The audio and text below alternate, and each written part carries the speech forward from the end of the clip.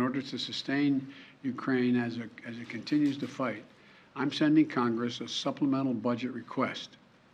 It's going to keep weapons and ammunition flowing without interruption to the brave Ukrainian fighters and continue delivering economic and humanitarian assistance to the Ukrainian people. This so-called supplemental funding addresses the needs of the Ukrainian military during the critical weeks and months ahead. And it begins the transition to longer-term security assistance that's going to help Ukraine deter and continue to defend against Russian aggression. This assistance would provide even more artillery, armored vehicles, anti-armored systems, anti-air capabilities that have been used so effectively thus far in the battlefield by the Ukrainian warriors. You know, and it's going to deliver much-needed humanitarian assistance as well as food, water, medicine, shelter, and other aid to Ukrainians displaced by Russia's war, and provide aid for those seeking refuge in other countries from Ukraine. It's also going to help schools and hospitals open. It's going to allow pensions and social support to be paid to the Ukrainian people so they have something in their pocket. It's also going to provide critical resources to address food shortages around the globe. Ukraine was one of the world's largest agricultural producers. It typically grows 10% of all the wheat that's shipped around the world. Putin has asserted sanctions are blocking food from Ukraine and Russia getting on the market, the sanctions we've imposed on Russia. Simply not true. Putin's war, not sanctions, are impacting the harvest of food and disrupting the movement of that food by land and sea to nations around the globe that need it. This funding is going to help ease rising food prices at home as well and abroad caused by Russia's war in Ukraine. It's going to help support American farmers produce more crops like wheat and oilseed, which is good for rural America, good for the American consumer, and good for the world.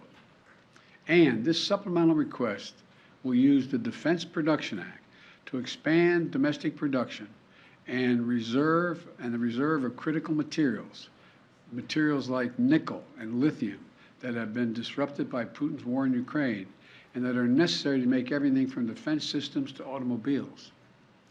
And I hope Congress will move on this funding quickly. I believe they will. I want to thank Congress, Democrats and Republicans, for their support of the people of Ukraine. And next week, I will be in Alabama to visit Lockheed Martin plant that manufactures the Javelin anti-tank missile we've been sending to Ukraine, and to thank the American workers, thank them for producing the weapons that help stop Russia's advances in Ukrainian cities like Kyiv. Their hard work has played a critical role in ensuring Putin's strategic failure in Ukraine, and they should know that we know it. Bottom line, all these actions we've been taking are about the truth, this truth. Investing in Ukraine's freedom and security is a small price to pay to punish Russian aggression to lessen the risk for future conflicts. You know, throughout our history, we've learned that when dictators do not pay the price for their aggression, they cause more chaos and engage in more aggression. They keep moving. And the cost, the threats to America and the world keep rising. We can't let this happen. Our unity at home, our unity with our allies and partners, and our unity with the Ukrainian people is sending an unmistakable message to Putin. You will never succeed in dominating Ukraine.